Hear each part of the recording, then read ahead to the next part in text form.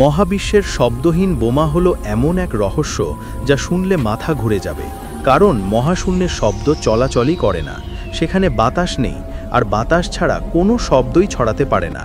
কিন্তু তবুও বিজ্ঞানীরা আবিষ্কার করেছেন যে কিছু ব্ল্যাক হোল চারপাশের গ্যাস টেনে নেওয়ার সময় এক অসাধারণ গভীর কম্পন তৈরি করে, যেটা মানুষ কখনোই শুনতে পারবে না, কারণ সেই কম্পন মানুষের শোনার সীমার অনেক নিচে, 57 অক্টেভ নিচে, যা পৃথিবীর কোনো যন্ত্র দিয়েও তৈরি করা যায় না।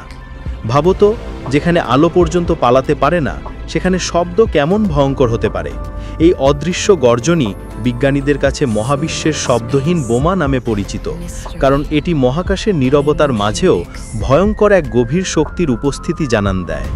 এমন রহস্যময়, রোমহর্ষক মহাজাগতিক তথ্য জানতে চাইলে এক্ষুনি চ্যানেলটি সাবস্ক্রাইব করে ফেলো।